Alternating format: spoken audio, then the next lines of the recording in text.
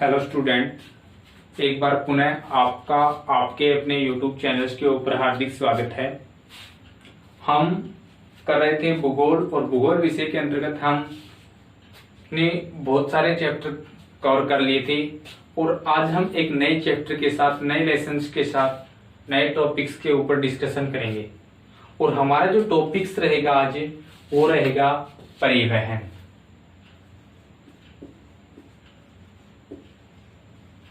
परिवहन के ऊपर, परिवहन के साधनों के ऊपर डिस्कशन करेंगे, ठीक है।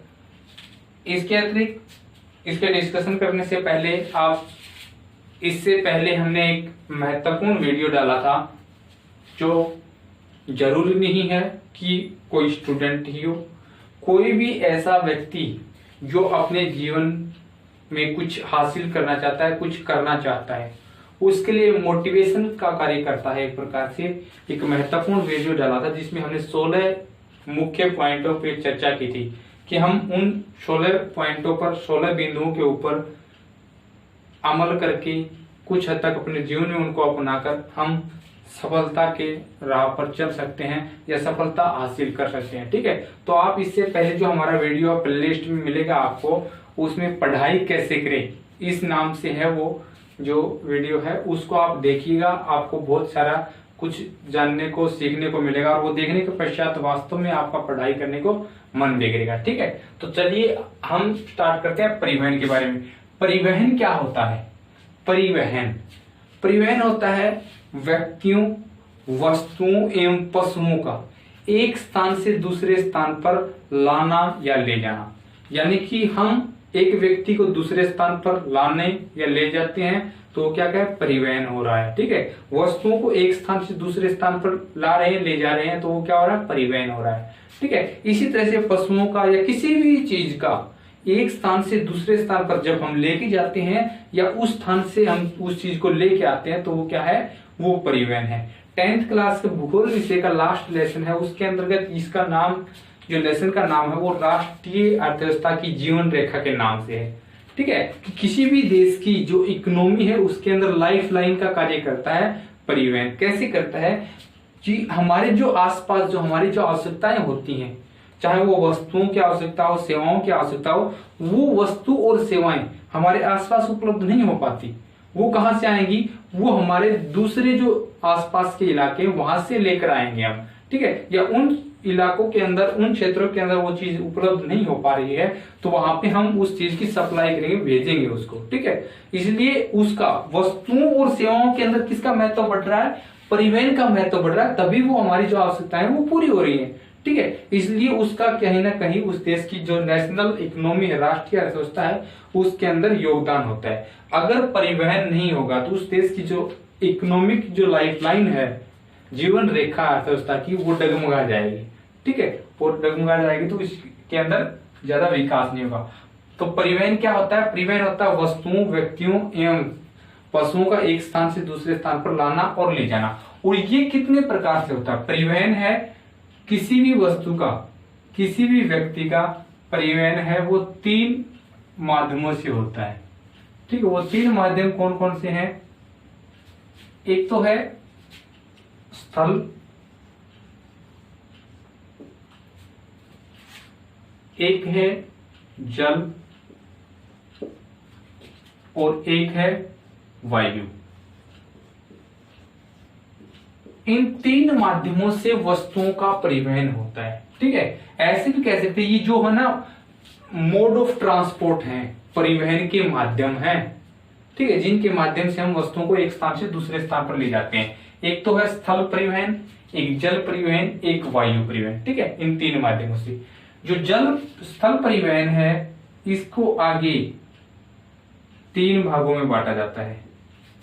एक तो होता है सड़क मार्ग,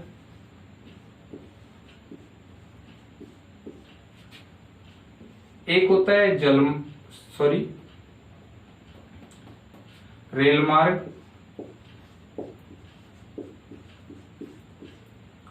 और थर्ड जो होता है वो होता है पाइपलाइन।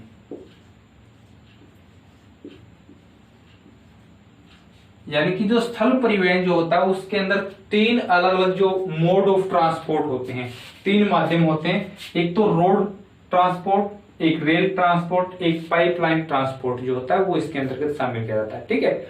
इसी तरह से जो जल परिवहन होता है उसके अंतर्गत दो तरह के माध्यम होते हैं। एक तो होता है आंतरिक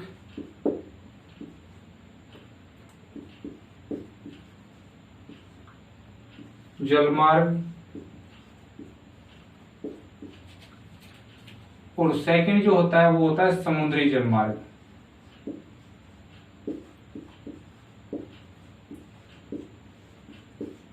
ठीक है। यानी कि जो वाटर ट्रांसपोर्ट जो होता है, वस्तुओं का आदान प्रदान होता है, वो दो तरह से होता है। एक तो आंतरिक जलमार्गों द्वारा, एक समुद्री जलमार्गों के द्वारा।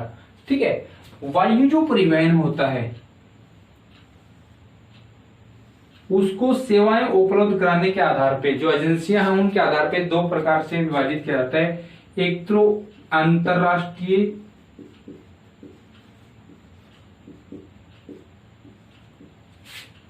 और एक होता है घरेलू।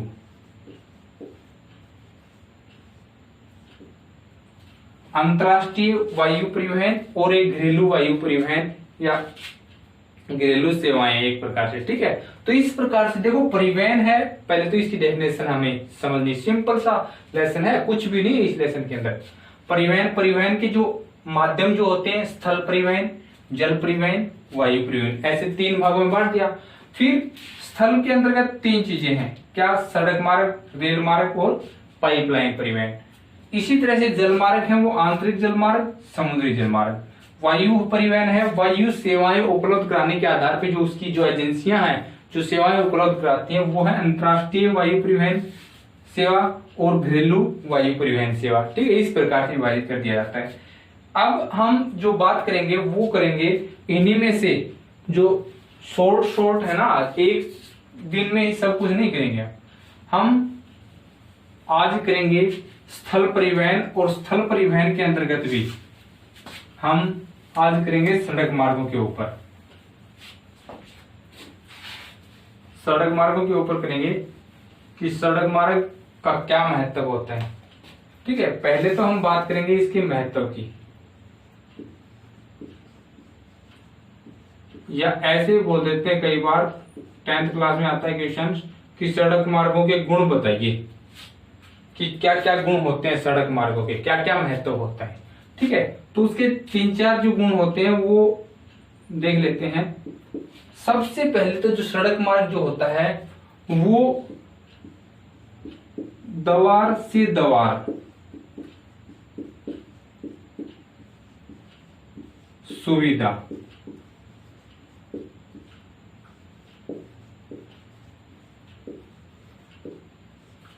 दवार से दवार तक सुविधा उपलब्ध कराता है। ठीक है। सेकंड जो होता है वो होता है ऊबड़ खाबड़,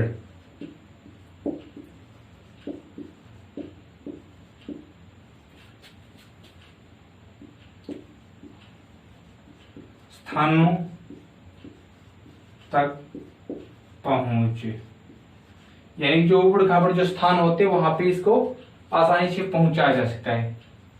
थर्ड जो होता है वो होता है जल, वायु एवं रेल परिवहन के बीच कड़ी, यानी कि इनके बीच क्या कर रहा है वो एक कड़ी के रूप में कार्य कर रहा है। ठीक है। फोर्थ जो है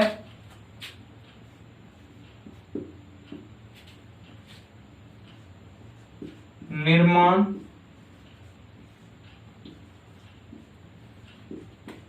लागत कम, और फिफ्थ जो है कम दूरी के लिए सुविधाजनक। ठीक है। ये 5 चीजें आपको याद रखनी कि कोई भी आ जाए कि सड़क मार्गों की कोई 2 गुण बताइए, 4 गुण बताइए, 5 गुण बताइए, ठीक है। एक एक चीज को समझते हैं। सबसे पहले हम बात करेंगे दवार से दवार तक की सुविधा उपलब्ध कराता है सड़क मार्ग, यानी कि डोर टू डोर जो फैसिलिटी जो होती है ना, एक घर से दूसरे घर तक हमें कोई चीज पहुंचानी है, ठीक है, और वो घर मान लेते हैं थोड़ी दूरी पे 50 मीटर, 100 मीटर, 1 किलोमीटर की दूरी पे है, और वहां पे हमें कोई वस्तु पहुंचानी है, तो हम केवल सड़क मार्गों का सहारा लेंगे, क्योंकि वहां पे न तो रेलवे लाइन बीच में होती है, ठीक है, न जल मार्ग होता है, न वायु परिवहन की सुविधा उपलब्ध होती है। तो वहां पे वस्तुओं को पहुंचाने के लिए किसका प्रयोग करेंगे? सड़क मार्गों का प्रयोग करेंगे, ठीक है। यानी कि सड़क मार्ग है, उनकी पहुंच डोर टू डोर है, द्वार से द्वार तक, घर से घर तक पहुंच है उसकी, ठीक है। सेकंड जो है वो ऊबड़ खाबड़ स्थान है, कहीं पे चढ़ाई है, ऐसे ऐसे स्थान है कोई भी, तो उस पे रेल मार्गों का बिछाएंगे, तो ऐसे तो बिछा नहीं सकते रेल मार्गों का, ठीक है। रेल मार्गों के लिए क्या चाहिए? समतल मैदान चाहिए, ठीक है। और वायु परिवहन के लिए भी थोड़ा दुर्गम क्षेत्र हो जाएगा ये, ठीक है। तो उसके स्थान पे क्या बनेगा? उस स्थान के ऊपर सड़क मार्गों का निर्माण है वो आसानी से किया जा सकता है, ठीक है। तो ऊबड़ खाबड़ स्थानों तक पहुंच होती है, कहीं पे पर्वतीय स्थानों पर खड़ी चढ़ाई है, वहां पे भी इनका निर्माण है वो आसानी से किया जा सकता है। थर्ड जो है वो क्या है? जल, वायु एवं रेल परिवहन के बीच, मान लेते हैं कहीं पे भी हमें किसी भी गांव से हमें कहा जाना है, हमें मान लेते हैं बंदरगाह के ऊपर जाना है, किसी भी बंदरगाह के ऊपर जाना है, या किसी रेलवे प्लेटफॉर्म के ऊपर जाना है, या हमें किसी एयरपोर्ट के ऊपर जाना है, ठीक है। तो ऐसा तो है नहीं कि हवाई जहाज है वो हमारे घर से हमें एयरपोर्ट तक पहुंचा देगी, या रेलवे लाइन हमारे घर से निकलेगी सीधा प्लेटफॉर्म पर पहुंचा देगी, या कोई शिप जो है या समुद्री जहाज है वो सीधा पोर्ट के ऊपर पहुंचा देगी। उस तक पहुंचने के लिए, यानी कि हमारे डोर से अगर हमें जल मार्ग तक, वायु मार्ग तक और रेल मार्ग तक पहुंचना है, तो हमें सड़क मार्ग का सहारा लेना पड़ेगा, ठीक है। तो आपस में क्या कर रही है? इनको आपस में कनेक्ट करने का कार्य कर रही है, ठीक है। एक कड़ी के रूप में, एक जोड़ने के रूप में कार्य कर रहा है। कौन सा? सड़क मार्ग इनको जोड़ने का कार्य कर रहा है, ठीक है। नेक्स्ट जो है वो है निर्माण लागत कम होती है। देखो सड़कों के निर्माण जो लागत होती है वो रेल, वायु एवं जलमार्गों की तुलना में बहुत कम होती है, ठीक है। रेलवे की पटरियां बिछाएंगे बहुत ज्यादा लागत आ जाएगी, ठीक है। एयरपोर्ट बनाएंगे उसकी देख रेख करेंगे उसमें भी भारी लागत आ जाती है, लेकिन सड़क मार्गों का निर्माण है वो सस्ता ही हो जाता है। एक कम दूरी के लिए सुविधाजनक है। कम दूरी के लिए मान लेते हैं 1 किलोमीटर जाना है हमें, ठीक है, या 2 किलोमीटर जाना है, उसके लिए रेलवे लाइन से जाएंगे तो संभव ही नहीं है, क्योंकि 1-1, 2-2 किलोमीटर पर प्लेटफॉर्म नहीं मिलेंगे आपको, ठीक है। एयरपोर्ट की सुविधा वैसे भी नहीं उपलब्ध हो पाती है 2-4 किलोमीटर के लिए, जलमार्ग की सुविधा भी 2-4 किलोमीटर के लिए उपलब्ध नहीं हो पाती है, वो भी लंबे जो परिवहन होता है उसके लिए। तो हमें अगर कम दूरी पर जाना है, 1, 2, 4, 5, 10, 20 किलोमीटर की दूरी पर जाना है, तो उसके लिए सुविधाजनक कोई साधन है तो वो क्या है? वो सड़क मार्ग है, ठीक है। तो ये 5 इसके गुण कहते हैं, महत्व कहते हैं एक प्रकार से, उनके ऊपर भी क्वेश्चन आता है कई बार 10th क्लास के अंदर, ठीक है। तो सड़क मार्गों की ये तो होते हैं गुण। इसके पश्चात भारत में जो सड़क मार्ग जो है ना, उनके प्रकार का क्वेश्चन आता है कि भारत में सड़क मार्गों की क्षमता के आधार पर उसको कितने भागों में, कितने वर्गों में वर्गीकृत किया गया है, ठीक है। तो उसके ऊपर डिस्कशन करेंगे। बहुत सिंपल सा लेसन है, साथ साथ एक बार देखना होता है, ठीक है, फिर साथ साथ याद हो जाता है, इतना सिंपल सा है। देखो सड़क मार्ग जो होते हैं ना भारत में, उसकी क्षमता होती है ना, उसके आधार पर सड़क मार्ग वो 6 प्रकार के होते हैं। कितने प्रकार के होते हैं? 6 प्रकार के। वो 6 प्रकार के कौन कौन से होते हैं? एक तो है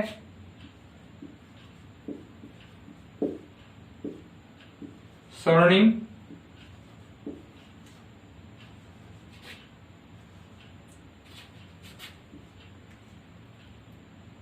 चतुर्भुज, महामार्ग, ठीक है। सेकंड जो है नेशनल हाईवे, यानी कि राष्ट्रीय राजमार्ग,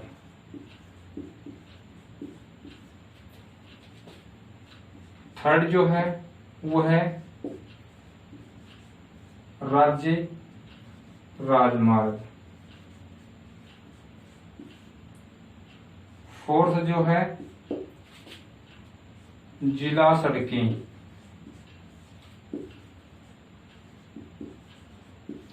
जिला सड़कें। फिफ्थ जो है वो अन्य सड़कें।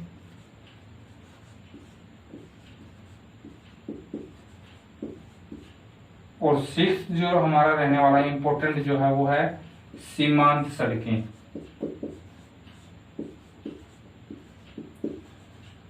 ये बहुत महत्वपूर्ण है सीमांत सड़क वाला।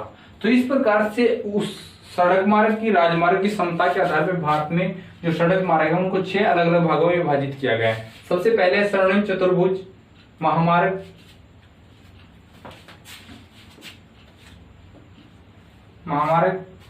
नेक्स्ट है राष्ट्रीय राजमार्ग, फिर नेक्स्ट है राज्य राजमार्ग, जिला सड़कें, अन्य सड़कें और सीमांत जो सड़कें हैं बॉर्डर रोड जो है वो आते हैं। एक एक के ऊपर चर्चा करेंगे। सबसे पहले हम बात करेंगे स्वर्णिम चतुर्भुज महामार्ग है वो क्या है। ये जो है एक 6 लेन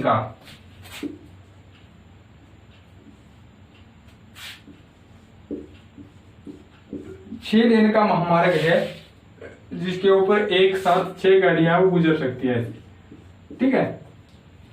इस स्वर्णिम चतुर्भुज महामार्ग की जो शुरुआत हुई थी या कहेंगे इसका शिलान्यास हुआ था, उद्घाटन हुआ था, वो हुआ था 2 जनवरी 1999 को।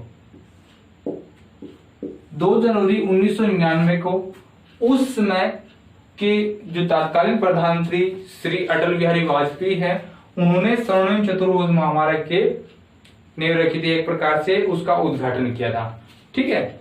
इस महामार्ग की जो लंबाई है वो है 5840 किलोमीटर।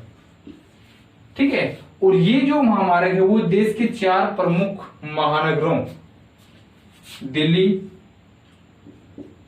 कोलकाता, चेन्नई और मुंबई को जोड़ता है।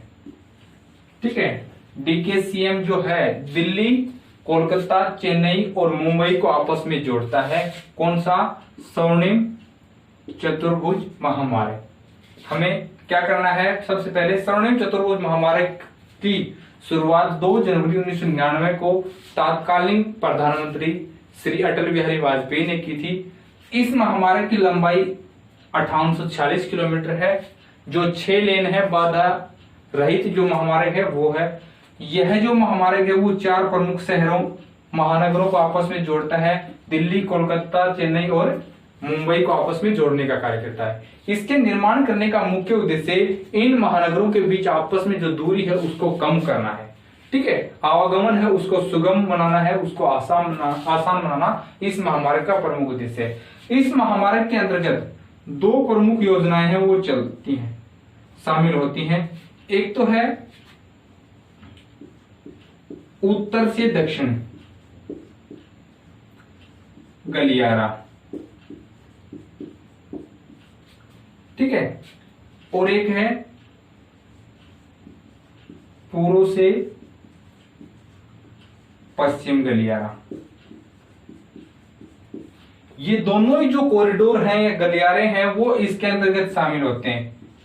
उत्तर से दक्षिण गलियारा और पूर्व से पश्चिम जो गलियारा वो इसके अंतर्गत शामिल होते हैं। ये उत्तर से दक्षिणी जो गलियारा है वो श्रीनगर से कन्याकुमारी को जोड़ता है। यानी कि श्रीनगर और कन्याकुमारी को जोड़ने वाला जो सड़क मार्ग है उसको बोलते हैं नॉर्थ टू साउथ कॉरिडोर। उत्तर से दक्षिणी जो गलियारा है वो उसको नाम दिया जाता है। इस जो कॉरिडोर की जो लंबाई है वो है 4016 किलोमीटर। ये स्वर्णिम चतुर्भुज महामार्ग के अंतर्गत आते हैं। दोनों जो कॉरिडोर जो होते हैं, दोनों जो गलियारे हैं वो इसके अंतर्गत आते हैं। ठीक है। 4016 किलोमीटर लंबा जो नॉर्थ टू साउथ कॉरिडोर जो है वो श्रीनगर को कन्याकुमारी से आपस में जोड़ने का कार्य करता है। ठीक है, ये विभिन्न राज्यों और उनकी राजधानियों और नगरों से होकर गुजरता है। जो पूर्व से पश्चिम जो गलियारा है वो सिलचर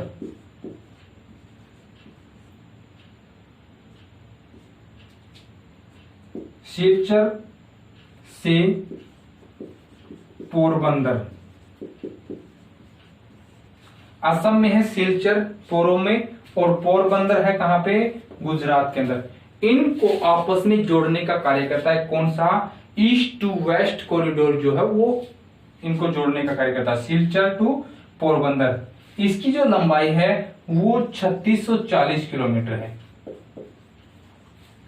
यानी कि ईस्ट टू वेस्ट जो कॉरिडोर है जो 3640 किलोमीटर लंबा है, वो देश के दो प्रमुख शहरों सिलचर असम को पोरबंदर गुजरात से आपस में जोड़ने का कार्य करता है। और ये क्वेश्चन कई बार आ चुका है कि भारत का पूर्व से पश्चिम जो गलियारा है वो किन दो प्रमुख जगहों को आपस में जोड़ने का कार्य करता है, तो वो सिलचर पोरबंदर यानी कि असम टू गुजरात को आपस में जोड़ने का कार्य करता है। ठीक है, ये जो दोनों ही गलियारे वो किसका हिस्सा है, स्वर्णिम चतुर्भुज महामार्ग का हिस्सा है। ठीक है, इस महामार्ग के निर्माण और देखरेख की जिम्मेवारी होती है वो होती है NHAI,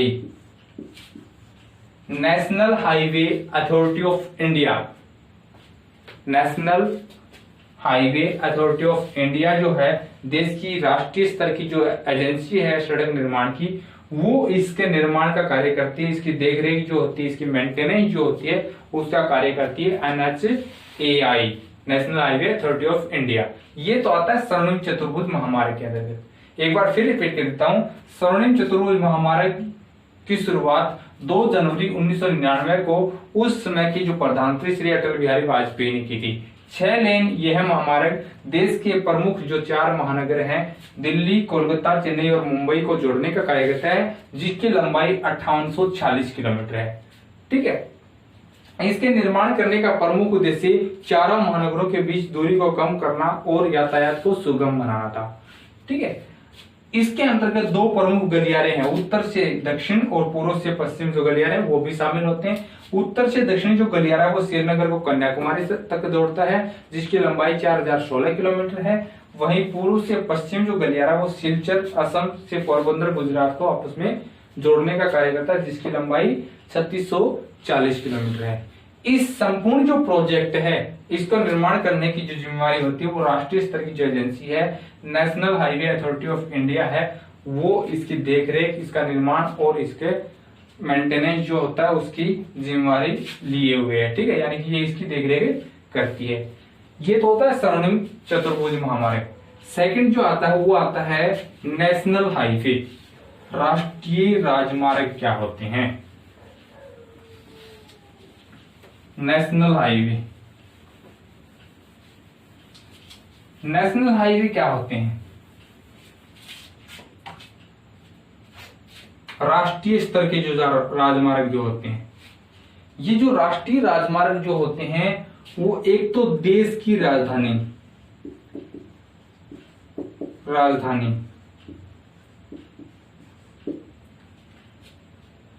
या राज्यों की राजधानी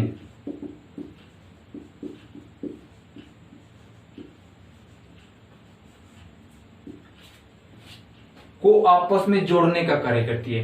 ठीक है, जैसे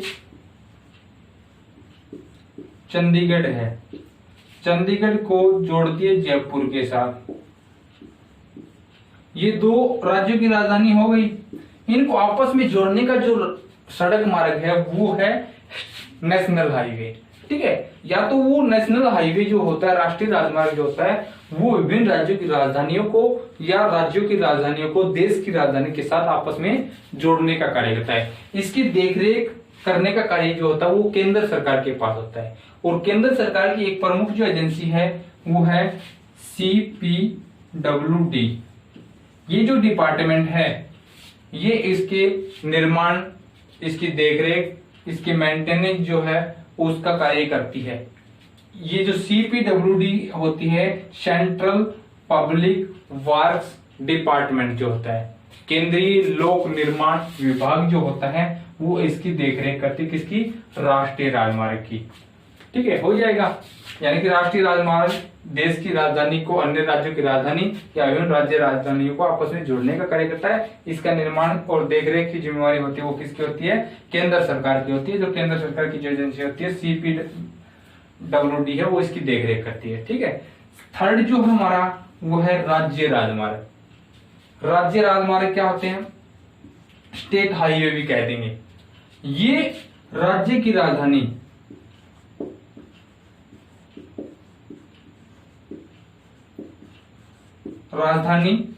को जिलों से जोड़ती हैं। यानी कि किसी भी राज्य की राजधानी, जैसे चंडीगढ़ है, इस चंडीगढ़ को भिवानी के साथ, चरखी दादरी के साथ, रोहतक के साथ, हिसार के साथ आपस में जो रोड जोड़ते हैं ना, वो क्या है? वो स्टेट हाईवे के अंतर्गत आते हैं। ठीक है, राज्य राजमार्गों के अंतर्गत आते हैं और नाम से ही स्पष्ट है इनकी देखरेख करने की जिम्मेवारी होती है वो किसकी होती है?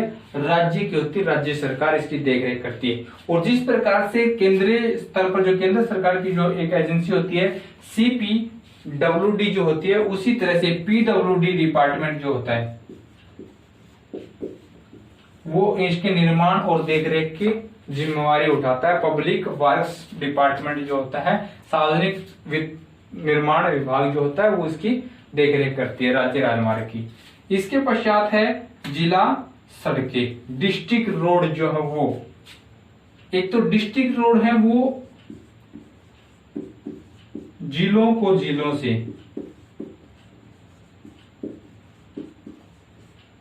से जोड़ता है। साथ ही जो कस्बे जो होते हैं ना,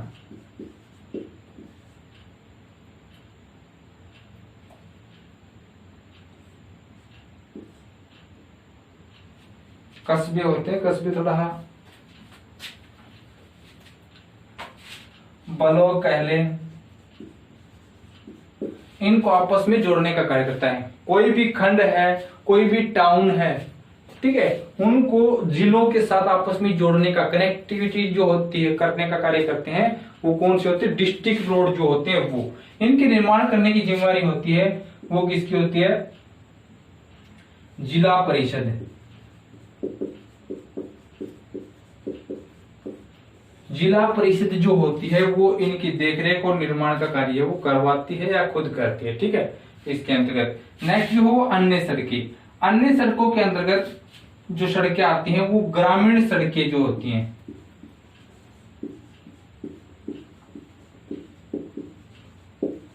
ग्रामीण जो सड़कें होती हैं वो इसके अंतर्गत आती हैं। किसके अंतर्गत? अन्य अदर जो रोड जो होते हैं उनके अंतर्गत आते हैं। और इसके अंतर्गत जो ग्रामीण सड़कें होती हैं वो कृषि विभाग के द्वारा निर्मित की जाती हैं या प्रधानमंत्री ग्राम सड़क योजना के नाम से जो योजना चलती है उसके तहत इन सड़कों का निर्माण किया जाता है। इनके अंतर्गत कच्ची और पक्की दोनों प्रकार की सड़कें वो शामिल होती हैं। कच्ची सड़कें जो होती हैं वो जैसे किसी कृषि क्षेत्र को आपस में जोड़ने का कार्य कर रहे हो, गाँव को या शहर को गाँव से जोड़ने का कार्य कर रही हो, तो उस प्रकार की जो कच्ची और पक्की सड़कें दोनों ही प्रकार की जो सड़कें होती है वो अन्य सड़कों के अंतर्गत आती हैं। ठीक है, और प्रधानमंत्री ग्राम सड़क योजना के तहत या कृषि विभाग की योजना के तहत इसका निर्माण किया जाता है। इसके अतिरिक्त जो लास्ट जो हमारा जो महत्वपूर्ण जो सड़क मार्ग है वो कई बार क्वेश्चन आ चुका है। ठीक है, वो है सीमांत सड़क यानी कि बॉर्डर रोड जो होते हैं वो। इसके ऊपर चर्चा करें हम, जो बॉर्डर रोड जो होता है, सीमांत जो सड़कें होती हैं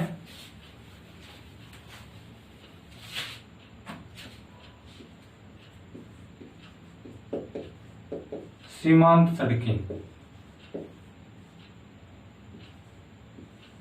देखो नाम से स्पष्ट है, सीमावर्ती क्षेत्रों के अंतर्गत निर्मित की जाती है। ठीक है, देश के जो सीमावर्ती क्षेत्रों के अंतर्गत इन सड़कों का निर्माण किया जाता है। और 1960 में 1960 में देश के अंतर्गत एक संस्था की स्थापना की गई थी, BRO बॉर्डर रोड ऑर्गेनाइजेशन। सीमा सड़क संगठन के नाम से एक संगठन बनाया था, एक ऑर्गेनाइजेशन बनाया था जो इन सड़कों का निर्माण का कार्य करता है। कब से? 1960 से 1960 से अब तक।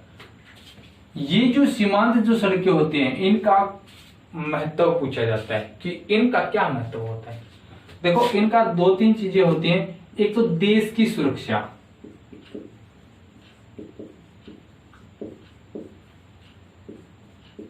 की दृष्टि से,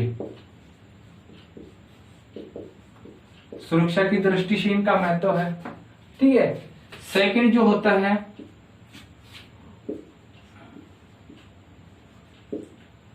दुर्गम क्षेत्रों तक पहुंच बनती है इनसे। थर्ड जो है सैनिकों का आवागमन,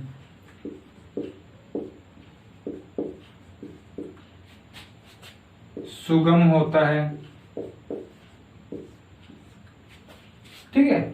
यानी कि जो सीमांत सड़कें जो होती हैं वो किसी देश की बाउंड्री के आसपास, ठीक है, इधर जो बाउंड्री जो है जैसे चाइना के आसपास की जो बाउंड्री है, बांग्लादेश के आसपास जो बाउंड्री है, म्यांमार के, पाकिस्तान के आसपास की जो बाउंड्री है, वहां पे जो सीमांत क्षेत्र है उनके अंतर्गत सीमांत सड़कों का निर्माण करता है। कौन करता है? BRO, जिसकी स्थापना कब हुई थी? 1960 में। कई बार ये भी क्वेश्चन आ जाता है BRO की स्थापना कब हुई थी? तो 1960 में इसकी स्थापना हुई थी, ठीक है।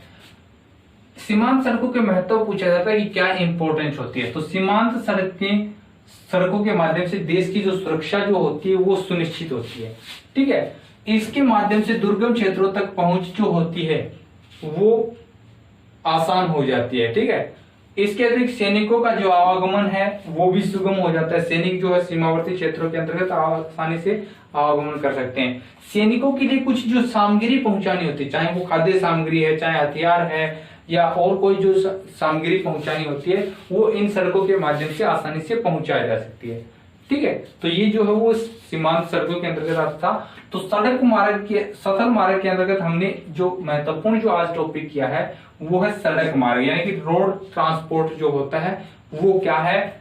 उसके अंतर्गत हमने पहले तो इसकी इंपॉर्टेंस की, सड़क मार्गों का क्या महत्व है, ठीक है, और उसके पश्चात जो इसके 6 टाइप्स जो हैं उनको हमने अच्छी प्रकार से एक्सप्लेन किया, जैसे स्वर्णिम चतुर्भुज, राष्ट्रीय राजमार्ग, राज्य राजमार्ग, जिला सड़कें, अन्य सड़कें और सीमांत सड़कें। नेक्स्ट जो हमारा पार्ट होगा, नेक्स्ट जो वीडियो होगी उसके अंतर्गत हम रेल मार्गों के ऊपर डिस्कशन करेंगे और पाइपलाइन मार्ग जो है उनके अंतर्गत डिस्कशन करेंगे। आज के लिए इतना ही, लेकिन आप फिर से जाने से पहले इसको अगर लास्ट में देखा है, कई बच्चे होते हैं क्या करते हैं, बदमाशी करते हैं, वो आगे स्किप करके लास्ट वाला दे देते हैं, फर्स्ट वाला क्वेश्चन दे देते हैं। तो लास्ट में देखा है तो फिर भी लाइक करके जाइएगा इसको, ठीक है, और शेयर कर जाइएगा। और इसके अतिरिक्त इसको अगर पूरा देखा है किसी स्टूडेंट ने तो वो इसको एक बार फिर रिवाइज करे। बहुत बहुत सिंपल सा लेसन है, कुछ भी नहीं हार्ड, ठीक है। तो इसको देखिएगा, एक बार 2 बार करने के पश्चात आसानी से आपको याद हो जाएगा। थैंक यू आज के लिए।